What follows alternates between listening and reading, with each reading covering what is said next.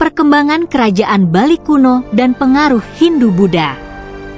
Pulau Bali yang kita kenal hari ini sebagai pusat kebudayaan Hindu di Indonesia ternyata memiliki sejarah panjang yang penuh warna.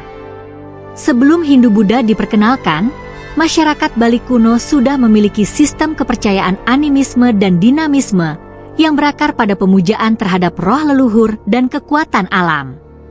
Sistem kepercayaan ini sangat terikat dengan ritual dan adat setempat yang bertujuan menjaga keharmonisan antara manusia, alam, dan dunia roh. Namun, sekitar abad ke-8 hingga abad ke-10, perubahan besar terjadi ketika Hindu dan Buddha mulai memengaruhi masyarakat Bali. Awal mula masuknya pengaruh Hindu-Buddha ke Bali. Pengaruh Hindu-Buddha masuk ke Bali melalui para pedagang dan pendeta yang melakukan perjalanan dari India dan menyebarkan ajaran mereka ke berbagai wilayah Nusantara, termasuk Bali. Selain perdagangan, hubungan Bali dengan Pulau Jawa juga berperan besar dalam penyebaran agama Hindu dan Buddha ke pulau ini. Pada saat itu, di Jawa sudah berkembang kerajaan Hindu-Buddha seperti Kerajaan Mataram kuno di Jawa Tengah dan Kerajaan Medang di Jawa Timur. Bali, yang berada tidak jauh dari Jawa, akhirnya terkena dampak penyebaran agama tersebut.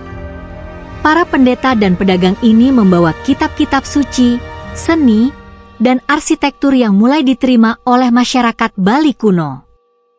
Pemujaan dewa-dewa Hindu, seperti Wisnu, Siwa, dan Brahma mulai diperkenalkan, begitu pula konsep reinkarnasi dan karma.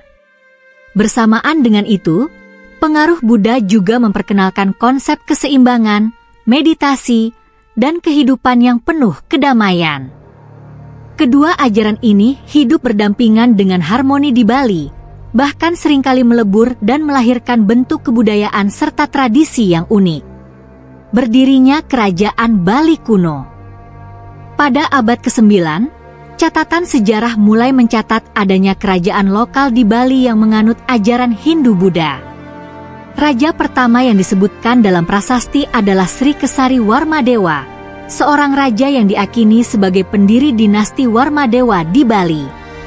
Dalam prasasti yang ditemukan di daerah Sanur, ia digambarkan sebagai raja yang bijaksana dan religius. Pemerintahannya dianggap berhasil memperkuat tatanan sosial dan keagamaan di Bali dengan memperkenalkan berbagai upacara keagamaan dan aturan hidup yang berakar pada ajaran Hindu dan Buddha. Setelah Sri Kesari Warmadewa, banyak raja dari dinasti Warmadewa yang melanjutkan kebijakan-kebijakan pendahulunya dan memperkaya Bali dengan berbagai peninggalan budaya. Mereka mendirikan candi-candi dan pura-pura yang indah, seperti Pura Besakih, yang hingga kini dianggap sebagai salah satu pura paling suci di Bali. Dinasti Warmadewa memerintah Bali hingga sekitar abad ke-14 dengan beberapa raja terkenal lainnya seperti Raja Udayana yang menikah dengan Mahendradatta, seorang putri dari Jawa Timur. Puncak pengaruh Hindu-Buddha di Bali. Di bawah pemerintahan Raja Udayana, yang juga dikenal sebagai Raja Bijaksana, Bali mengalami perkembangan pesat dalam bidang seni, sastra, dan agama. Sang raja mendukung penuh perkembangan seni dan budaya yang menggabungkan ajaran Hindu-Buddha, sehingga lahir berbagai bentuk kesenian dan sastra yang khas Bali.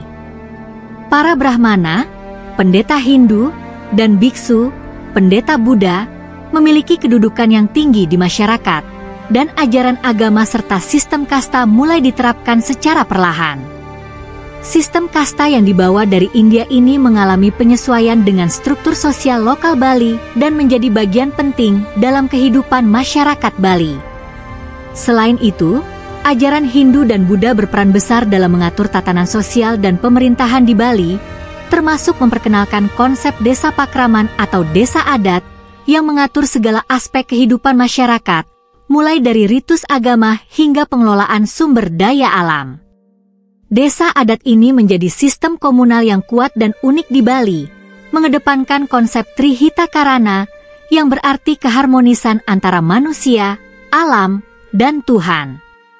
Masa akhir Kerajaan Bali kuno dan awal kolonialisme. Pada abad ke-14, pengaruh Majapahit dari Jawa mulai meluas ke Bali. Gajah Mada, Mahapatih dari Majapahit, melakukan ekspedisi militer yang berhasil menaklukkan Bali dan menjadikannya bagian dari kerajaan Majapahit. Meski Bali menjadi bagian dari Majapahit, kehidupan masyarakat Bali tidak banyak berubah, karena Majapahit memberikan otonomi yang cukup besar bagi Bali untuk mempertahankan budaya dan tradisinya sendiri. Setelah runtuhnya Majapahit, kerajaan-kerajaan kecil di Bali kembali merdeka dan mempertahankan kebudayaan mereka, termasuk ajaran Hindu-Buddha yang menjadi ciri khas Bali. Ajaran Hindu-Buddha yang telah berakar kuat di Bali bertahan hingga masa kolonial Belanda dan menjadi identitas budaya Bali yang unik hingga saat ini. Warisan Hindu-Buddha di Bali. Pengaruh Hindu-Buddha yang telah melekat selama berabad-abad memberikan Bali identitas budaya yang khas dan membedakannya dari daerah lain di Indonesia.